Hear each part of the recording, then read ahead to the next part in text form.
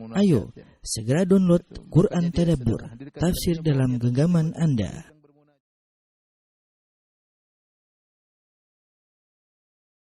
Bismillahirrahmanirrahim. Assalamualaikum warahmatullahi wabarakatuh. Alhamdulillahi ala ihsani wa syukru lahu ala taufiqihi wa amtinani wa asyhadu an la ilaha illallah wahdahu la syarika lahu ta'ziman li sya'ni wa asyhadu anna Muhammadan abduhu wa rasuluhu da'ila ridwani. Allahumma shalli alaihi wa ala alihi wa ashabihi wa ikhwani. Para jamaah majelis taklim Qalbun Salim yang dirahmati Allah Subhanahu wa taala, demikian juga para pemirsa baik di Zoom maupun di Facebook maupun di YouTube. Pada kesempatan kali ini kita akan melanjutkan bahasan kita dari penjelasan buku bekal salat, dan pada pertemuan yang terakhir kita telah bahas tentang salat musafir. Nah, pada kesempatan kali ini kita akan bahas tentang salat orang yang sakit. Ya, kita tahu bahwasanya salat adalah kewajiban yang tidak pernah gugur selama seorang masih sadar, ya, selama akalnya masih bisa berpikir, maka dia wajib untuk salat. Justru orang-orang tatkala dalam kondisi sakit hendaknya dia mendekatkan dirinya kepada Allah Subhanahu wa taala. Karena dia tidak tahu apakah dia masih bisa hidup lama ataukah dipanggil oleh Allah Subhanahu wa taala, ya. Dan fenomena yang menyedihkan tatkala kita melihat atau mendengar sebagian orang sakit, ketika sakit mereka tidak sholat, ya mungkin karena kepayahan yang mereka hadapi, kesakitan yang mereka rasakan, sehingga terkadang sebagian mereka tidak sholat. Malah kita ingatkan bahwasanya justru orang dalam kondisi sakit hendaknya dia mendekatkan dirinya kepada Allah Subhanahu wa taala, ya, dan dia adalah seorang yang muttar, yang dalam kondisi terdesak, dan Allah berfirman amma yujibul muttarra idza da'ah, dan siapa yang mengabulkan doa orang dalam kondisi terdesak ketika dia berdoa. Karenanya justru di kondisi sakit seorang harus dekat kepada Allah Subhanahu wa taala. Dan bagi orang yang sakit, tentu mungkin dia tidak bisa melaksanakan sholat sebagaimana yang diharapkan, ya, karena kondisi yang tidak memungkinkan, ya. Tetapi syariat memberikan keringanan, ya, dan tetap pahalanya berjalan sebagaimana biasanya. Sebagaimana dalam hadis kata Nabi sallallahu alaihi wasallam, idza maridal abdu aw safar kutiba lahu ma kana ya'malu minhu muqiman sahihan.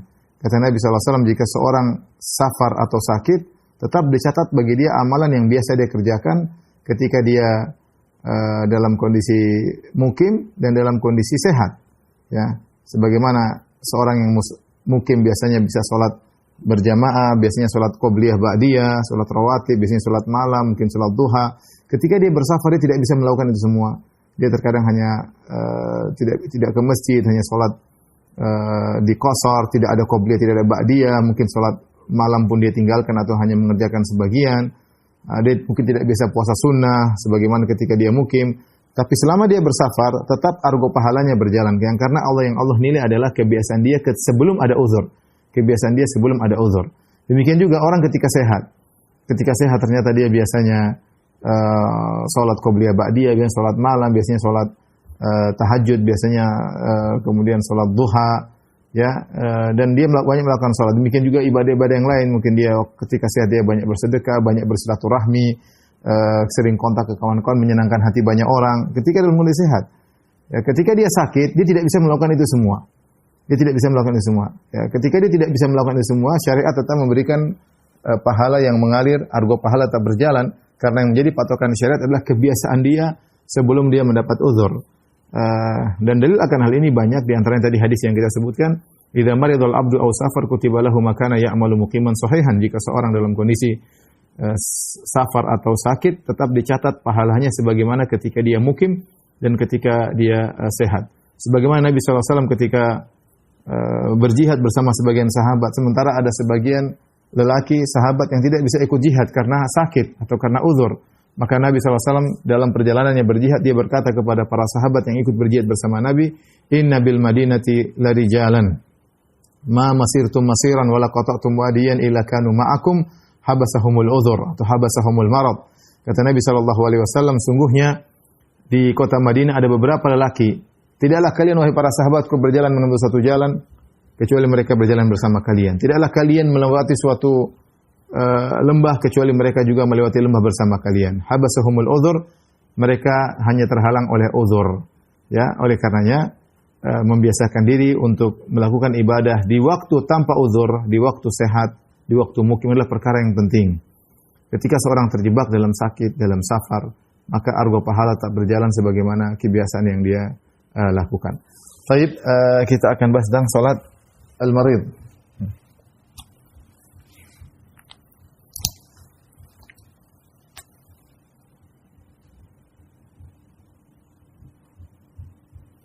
Salat orang sakit.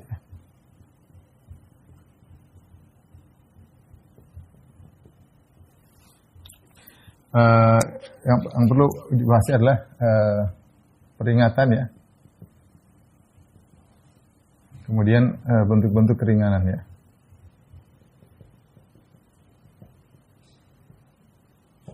Adapun peringatan yang perlu kita ingatkan bahwasanya orang sakit tetap wajib sholat. Selama akalnya masih berpikir, akalnya masih ada, apapun kondisinya, apapun kondisinya. Ya. Terus tadi kita sebutkan juga bahwasanya orang sakit, argo pahalanya tetap berjalan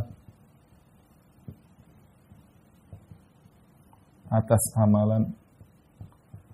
amal-amal soleh yang biasa ia kerjakan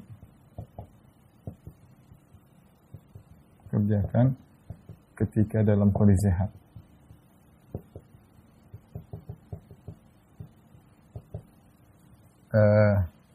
Kemudian yang ketiga, ya, bahwasanya orang yang sakit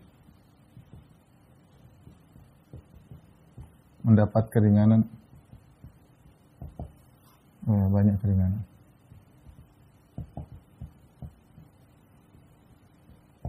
Allah Subhanahu wa taala berfirman tentang keringanan, misalnya firman Allah Subhanahu wa taala, "Fattaqullaha mastata'tum." Bertakwalah kepada Allah semampunya. Seperti firman Allah juga, yuridullahu bikumul yusra.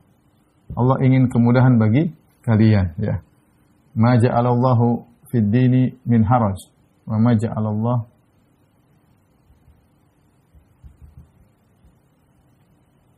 Allah tidak membuat kesulitan dalam agama ini, ya. Ayat seperti ini banyak, ya. La yukallifullahu nafsan illa wus'aha.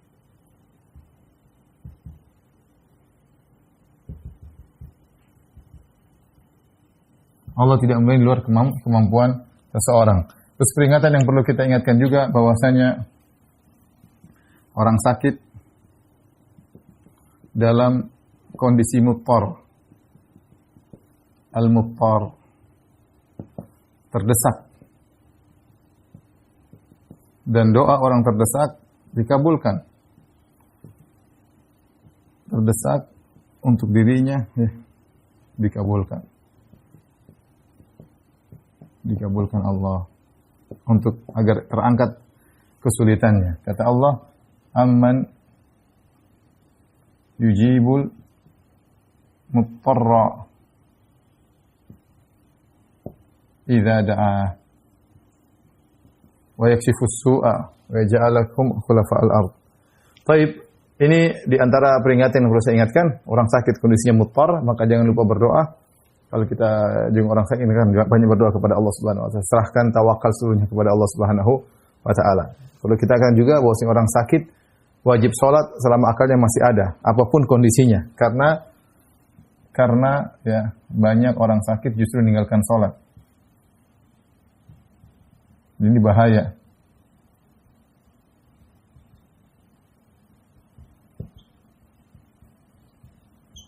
Kemudian orang sakit, ingat di antara kemudahan syariat, argo pahalanya tetap berjalan atas amal-amal soleh yang biasa dikerjakan ketika dalam kondisi sehat.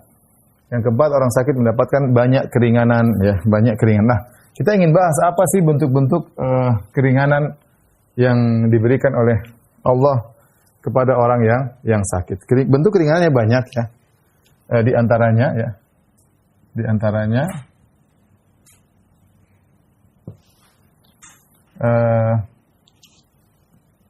misalnya boleh meninggalkan salat berjamaah. Boleh tidak salat di masjid.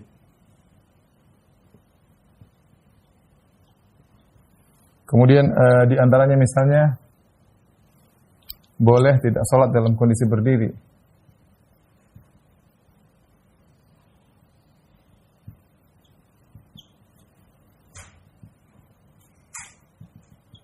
Kemudian di antaranya misalnya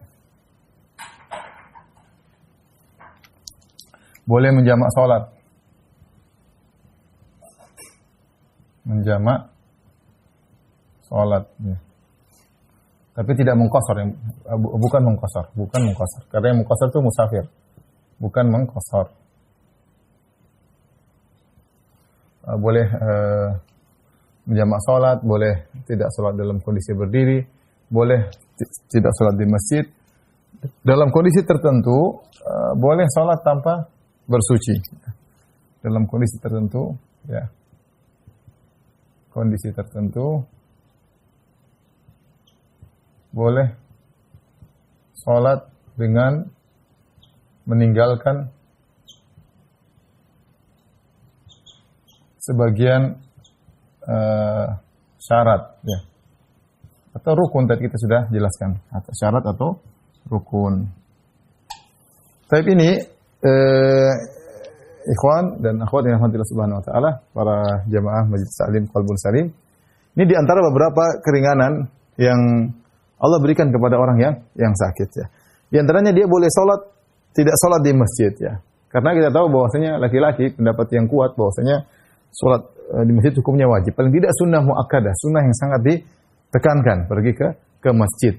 Tapi jika seorang sakit, dia tidak mampu ke masjid, maka tidak harus ke masjid. Nabi SAW ketika sakit, beliau tidak salat di masjid. Beliau berusaha ke masjid namun tidak mampu. Sehingga beliau akhirnya salat di rumah, ya. Salat di rumah. Ada satu lagi yang ingin saya sampaikan, saya lupa di sini. Jenis sakit bagaimana yang mendatangkan uzur?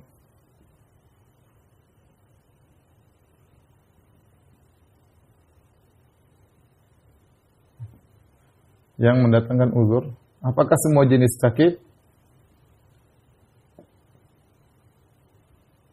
Sebenarnya tidak semua jenis sakit, yaitu sakit yang jika seorang sholat dengan cara normal, maka akan menambah sakitnya. Menambah sakitnya atau menunda kesembuhannya.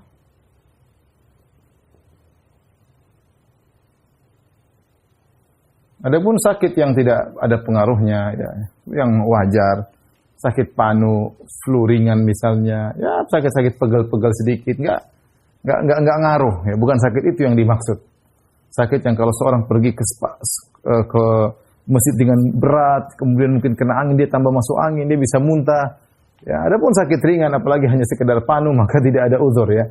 Panu atau flu ringan atau hal yang pegel-pegel sedikit itu bukan sakit yang dimaksud. Yang dimaksud adalah sakit yang kalau kita mau paksakan sholat secara normal, maka akan menambah sakit kita atau menunda kesembuhan kita. Inilah jenis sakit yang mendatangkan uzur. Kita kembali kepada model-model uzur. Tidak boleh tidak salat di masjid. Dalilnya di antaranya Nabi SAW ketika sakit salat di rumah. Nabi sudah berusaha sampai beliau ingin ke masjid, kadang dipapah, kadang beliau mau ke masjid pingsan lagi sehingga beliau salat di rumah. Demikian juga sebagian sahabat seperti Umar ketika sakit juga salat di rumah, ya. Kemudian juga perkataan Ibnu Mas'ud.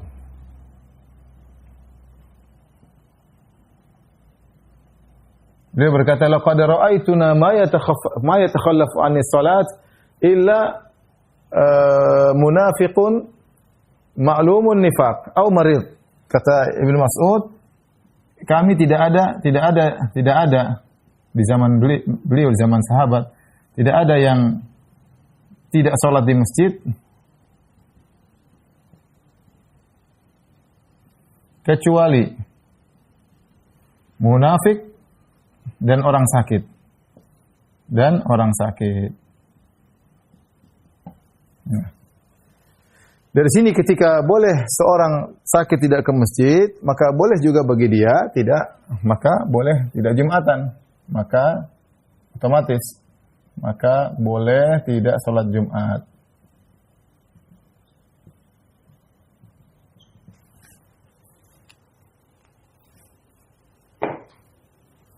Boleh tidak sholat Jumat.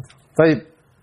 Berikutnya, di antara hal yang dibolehkan bagi seorang yang sakit, di antaranya boleh dalam kondisi tertentu boleh sholat dengan meninggalkan sebagian syarat atau rukun.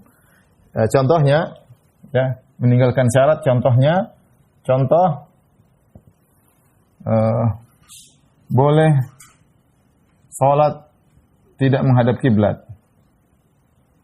Ini contohnya tidak mampu, mau apa lagi? Menghadap kiblat. Misalnya ketika dia sedang sholat, dia tidak mampu, tidak ada yang mengarahkan dia ke arah kiblat, dia terkapar di atas tempat tidur, tidak ada yang bisa menggerakkan dia hanya menghadap berlawanan dengan kiblat misalnya, dia boleh sholat, tidak ada masalah.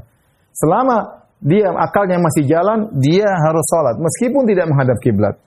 Contoh lagi, bahkan boleh ya sholat tanpa bersuci.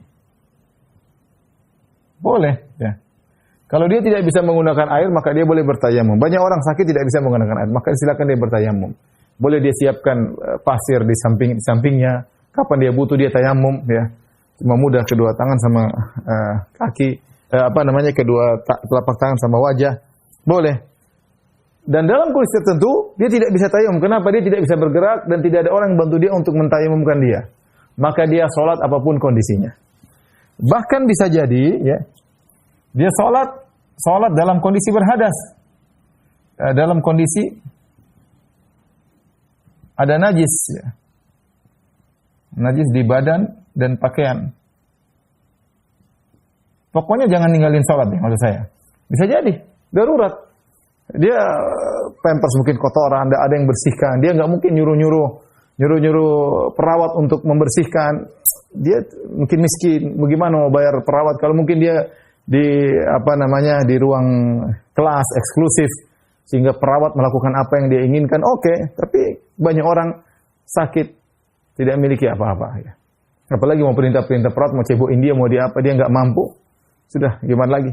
Fattaqullaha masata'tum, bertakwalah semampumu, maka bisa jadi dia sholat tanpa harus bersuci, ya. Ya, ini contoh meninggalkan syarat atau rukun. Kalau meninggalkan rukun, contohnya adalah seperti tidak berdiri. Berdiri adalah rukun salat. Ruku adalah rukun, misalnya, berdiri rukun salat, dia tidak berdiri. Contohnya. Kemudian di antara keringanan yang diberikan kepada orang yang salat, boleh menjamak salat boleh menjamak salat tapi bukan mengqashar. Karena qashar itu hanya untuk orang musafir. Ya, karena qashar hanya untuk orang musafir. Saya sering ditanya itu, orang sakit musafir. Ustaz, boleh nggak diqashar? Enggak. Kalau Anda dalam kondisi sakit dan musafir, maka silakan qashar. Lagi bersafar kemana sakit, masuk rumah sakit. Lagi di Mekah, lagi di Madinah, tahu-tahu sakit, masuk rumah sakit, ya silakan qashar. Tapi kalau Anda dalam kondisi mukim, tidak dalam kondisi musafir, maka hanya boleh untuk menjamak salat. Hanya boleh untuk menjamak salat. Rasulullah SAW pernah perang Tabuk, Rasulullah SAW pergi sampai pulang, beliau selalu menjamak maghrib, isya, zuhur, asar. Maka ditanya, kenapa Nabi melakukan demikian? Di Allah yuhrija ummatahu, agar Nabi tidak merepotkan umatnya. Sebagaimana juga dalam hadis Ibnu Abbas kalau tidak salah, Rasulullah SAW jama'a baina salatain, Rasulullah SAW menjamak salat min ghairi matarin wala khaufin. Rasulullah jamak salat tanpa ada hujan, tanpa ada rasa takut. Ditanya, kenapa bisa demikian? Ibnu Abbas, li alla yuhrija ummatahu, agar tidak merepotkan umatnya. Jadi, jika ada kesulitan, jika ada kepayahan,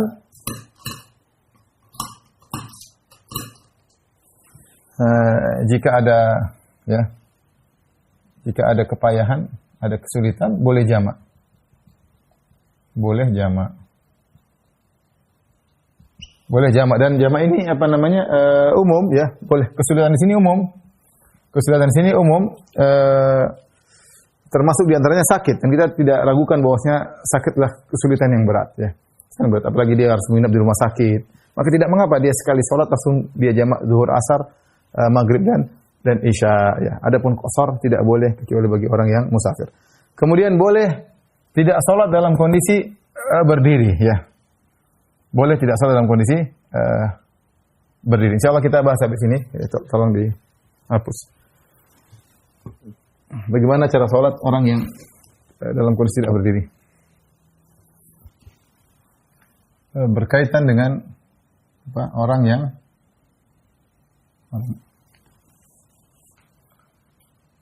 kondisi orang sakit yang tidak mampu berdiri dalam sholat. Nabi SAW bersabda, ya, "Sholli qa'iman,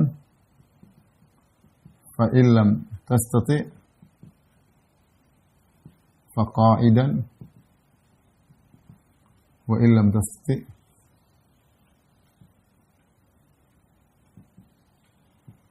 fa ala jamb."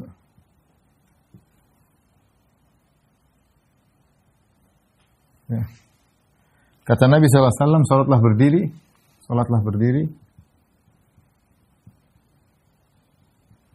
Jika tidak mampu, maka duduk.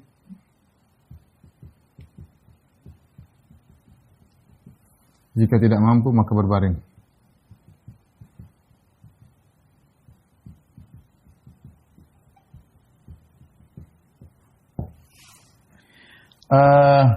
Maka ada beberapa kondisi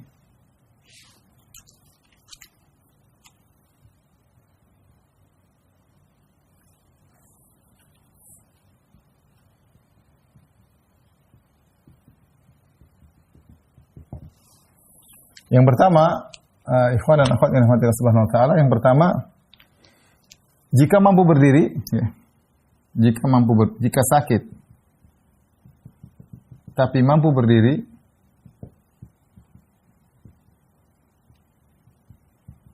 tetap wajib berdiri. Tetap wajib berdiri. Pertama. Yang kedua, ya. Jika mampu berdiri dengan bantuan, jika tidak mampu berdiri kecuali dengan bantuan pegangan, maka hendaknya tetap berdiri. Hendaknya tetap berdiri dengan berpegangan, bertumpu ya.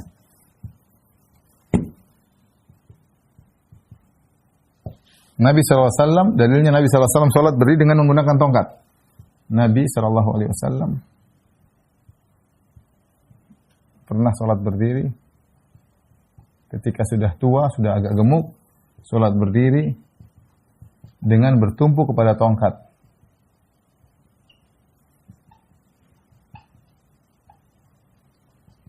Karena masalah jika seorang mampu berpegangan dan dia sholat berdiri, nggak ada masalah, lebih afdal sambil pegang. Ya, kalau tidak mampu ya duduk. Kalau tidak mampu maka dia duduk. Kemudian kondisi berikutnya, jika dalam kondisi duduk, demikian juga ini misalnya, jika sakit tapi mau berdiri tetap wajib berdiri. Meskipun tidak bisa rukuk misalnya.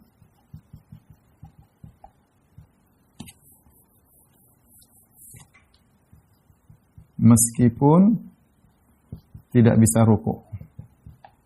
Misalnya ada seorang berdiri, tapi dia tidak bisa rukuk, tetap aja wajib berdiri. Rukuknya pakai isyarat ya. Meskipun tidak bisa sujud misalnya.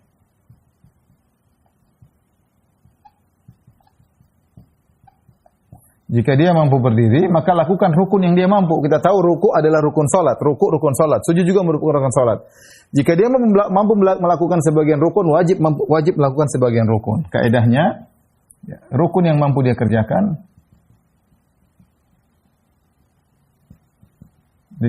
maka hendaknya dikerjakan.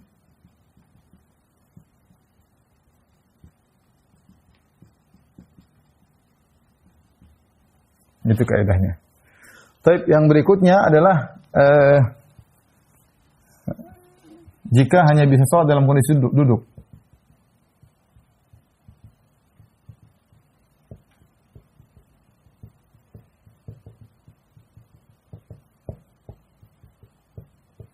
Taib sunnahnya, perhatikan sunnahnya, duduk secara tarabbu, duduk tarabbu. Tarabbu maksudnya bersila kaki. Nah, perhatikan di sini bahwa di Allah Subhanahu wa taala bersila kaki ini sebagai pengganti berdiri dan ruku. Perhatikan. Duduk bersila ini sebagai pengganti berdiri dan ruku. Maksudnya apa? Ibnu dirahmatillah subhanahu wa ta'ala, ketika seorang sakit dan dia sholat, hendaknya dia duduk sholatnya duduk seperti bersila seperti ini. Coba. Nah, gini. Duduk bersila seperti ini ya. Jadi ini dia kalau dalam sholatnya sedang berdiri, maka berdiri beginilah duduknya. Ketika ruku juga tetap bersila seperti ini. Ruku. Ketika sujud, maka dia rubah posisi duduknya, jangan begini. Ini hanya duduk ketika duduk seperti ini, bersila disunahkan, ini tidak wajib, tapi disunahkan seorang duduk bersila seperti ini dalam kondisi duduk dalam sholatnya atau dalam ruku dalam sholatnya. Adapun kalau dia dalam kondisi yang lain, dalam kondisi sujud, duduk di antara dua sujud, dalam kondisi tasyahud awal, tasyahud akhir, maka dia kok sesuaikan dengan kebiasaan dia. Sebagaimana sunnah awal, sebagaimana yang awalnya, yang normal. Saya ulangi, duduk tarabuk begini bersila hanya untuk dalam kondisi berdiri ataupun ruku. Jadi kalau berdiri biasa begini, ya begini. Kalau ruku juga, ya Allahu Akbar ruku. Sami Allahu liman hamidah, berdiri lagi. Nah, ketika gerakan yang lain seperti sujud, duduk di antara dua sujud, tasyahud, maka sebagaimana kondisi normal. Maka ketika kita sujud, maka kaki dirubah, ya. Jangan kita rubah, maka kaki dirubah seperti kita sujud begini, ya. Baru kita sujud seperti itu, ya. Nanti ketika duduk di antara sujud juga begitu, duduknya normal, duduk iftiras. Bukan duduk bertarabuk tadi, bukan duduk bersila tadi. Sama tasyahud juga begitu, kita duduk biasa begini. Tasyahud akhir maka kita begini, ya. Duduk sebagaimana normal, ya. Nanti kalau berdiri lagi, kalau kita sholat duduk berdiri baru dalam kondisi demikian. Jadi untuk berdiri dan rukuk duduknya begini, duduk bersila namanya, tarabbu. Adapun duduk yang lain maka disesuaikan dengan dalam kondisi normal. Mudah-mudahan dipahami, ya. Seperti itu.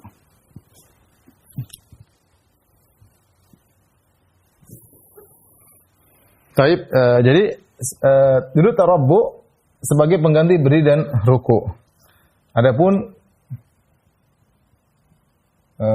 kondisi duduk yang lain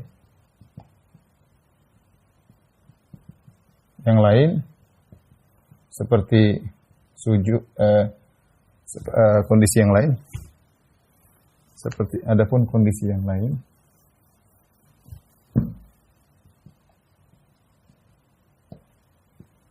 seperti sujud, duduk di antara dua sujud,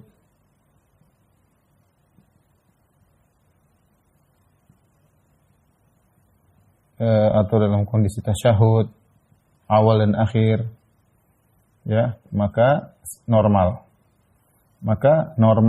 sebagaimana kondisi normal, ya.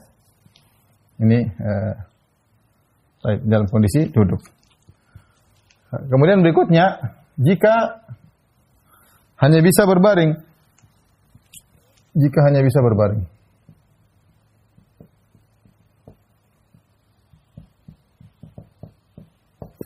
Berbaring, secara umum ada dua kondisi. Yang pertama, jika mampu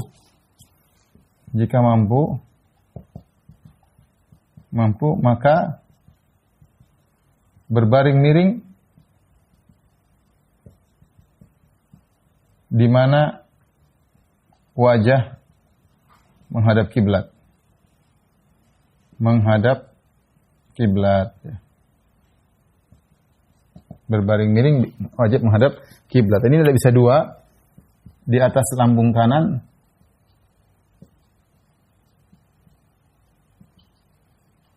atau di atas lambung kiri. Dua-duanya boleh, tapi yang paling utama lambung kanan.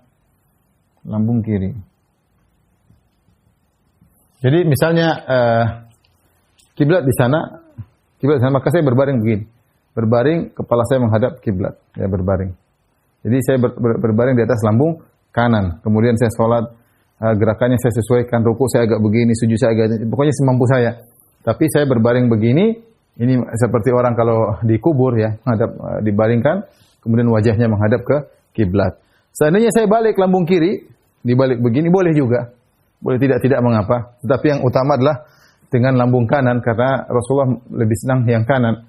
Kana yu'jibuhu tayammunu, kata Aisyah radhiyallahu taala anha, kana Nabi sallallahu alaihi wasallam yu'jibuhu tayammunu fi tana'uluhi wa tarajjulihi wa fi tuhuri wa fi sya'nihi kulli. Adalah Nabi sallallahu alaihi wasallam lebih suka mendahulukan yang kanan ketika menyisir rambut, ketika memakai sendal, ketika bersuci dalam segala kondisinya. Tapi dua-duanya boleh ya, boleh.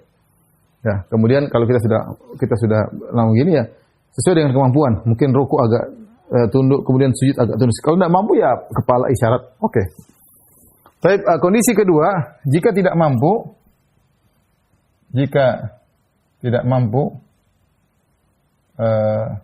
berbaring miring, maka tidak mengapa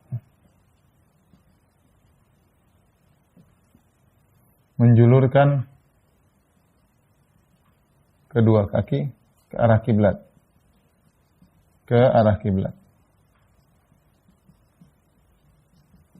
Dan wajah lurus ke kiblat.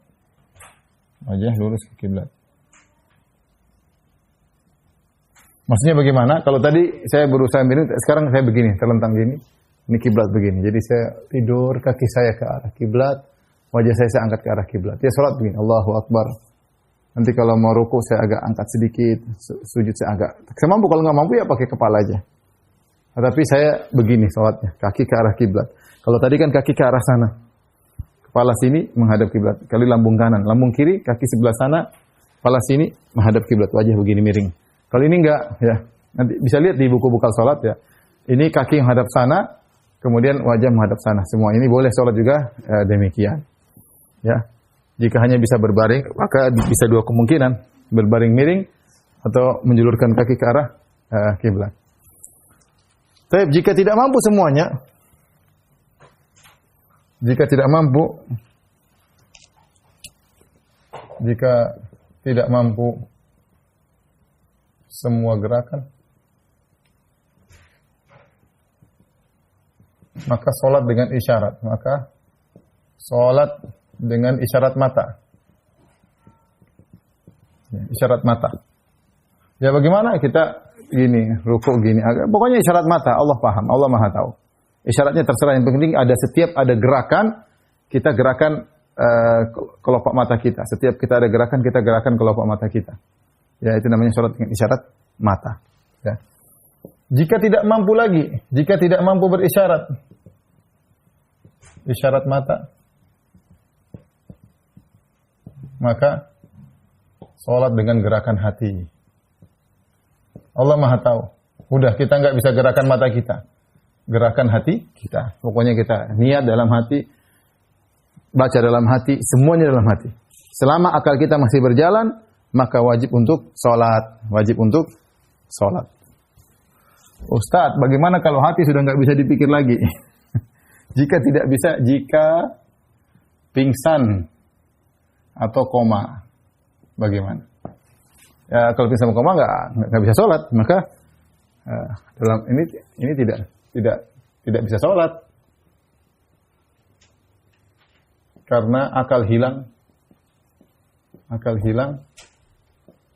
Tidak bisa mengatur hati.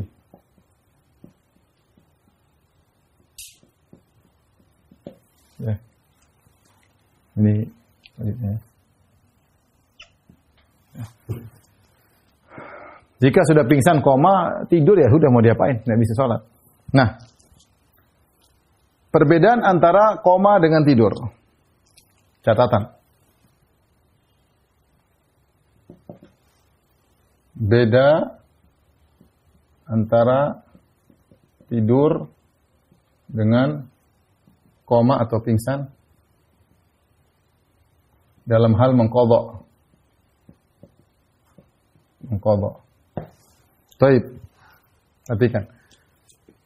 Tidur, jika bangun dari tidur, sepakat ulama untuk mengqadha salat yang tertinggal. Mengqadha salat yang ketiduran. Nabi SAW bersabda, "Man nama an salatin aw nasiha falyusalliha idza dzakaraha." Kata Nabi SAW, "Man nama an salatin aw nasiha falyusalliha idza dzakaraha." Siapa yang ketiduran atau lupa salat, maka diqadha, maka qadha. Baik. Bagaimana jika pingsan atau koma? Jika sadar dari pingsan atau koma. Maka dalam hal ini ada khilaf di kalangan para ulama. Khilaf di kalangan para ulama. Khilaf. Secara umum ada 3 pendapat. Dan pertama, hukumnya sama seperti tidur. Sama seperti tidur. Jadi harus diqadha.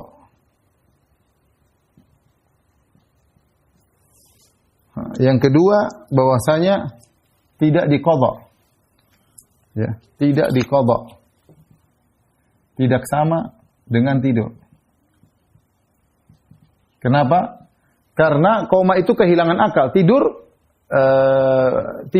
bukan kehilangan akal. Tidur tuh orang lalai tapi akalnya masih berjalan dalam alam mimpi, Adapun koma dia kehilangan akal seperti orang gila, ya. Koma atau pingsan hilang akal seperti orang gila. Seperti hilangnya akal orang gila.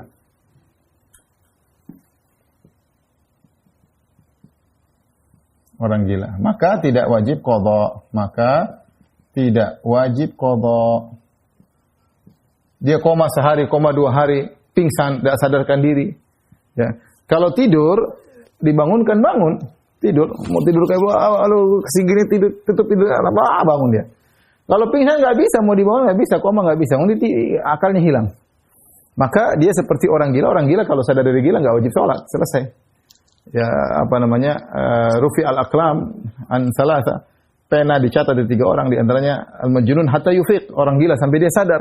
Oleh karenanya orang yang tidur sama koma ini, orang yang koma atau pingsan hukum seperti orang gila, tidak wajib untuk mengqadha. Pendapat yang tengah, ini pendapat dipilih oleh sebagian ulama, Syekh bin Baz rahimahullah taala. Jika pingsannya kurang lebih 3 hari, dan ada sebagian ulama mengatakan 1 hari, intinya lebih hati-hati diqadha. Jika lebih dari 3 hari, jika pingsan lebih dari 3 hari, maka tidak perlu diqadha. Kenapa ada khilaf? Karena ada 2 riwayat yang agak sepertinya bertentangan. Riwayat dari Ibnu Umar pernah pingsan berapa hari kemudian dia tidak mengqadha. Sebaliknya ada riwayat dari Ammar bin Yasir, dia pingsan kemudian dia sadar, dia mengqadha. Tapi kalau kita lihat secara analogi, secara logika, secara kias, maka saya lebih condong bahwa pendapat bahwasanya koma dan pingsan tidak sama dengan tidur. Dia seperti orang gila, ya, artinya kehilangan akal. Sehingga tidak wajib untuk, makanya pena diangkat, tidak wajib bagi dia untuk sholat dan tidak wajib bagi dia untuk mengqadha. Tapi pendapat si bin Bas, oke, ini pendapat sebagian ulama mazhab juga, bahwa saya kalau tidak salah Hanafi atau yang lain, saya agak lupa ya, tapi saya tulis di buku bekal sholat, kalau dia pingsan sehari 2 hari, lebih baik dia mengqadha. Tapi kalau dia tidak mengqadha, oke. Karena seperti dikatakan bahwasanya pingsan atau koma tidak sama seperti tidur, ya. Demikian para jamaah majelis taklim Qalbun Salim yang dirahmati Allah Subhanahu wa taala, apa yang saya sampaikan kurang lebihnya dari saya sendiri. Yang benar dari Allah Subhanahu wa taala, yang salah dari saya pribadi sendiri. Semoga Allah mengampuni dosa-dosa kita. Wabillahi taufiq wal hidayah. Assalamualaikum warahmatullahi wabarakatuh.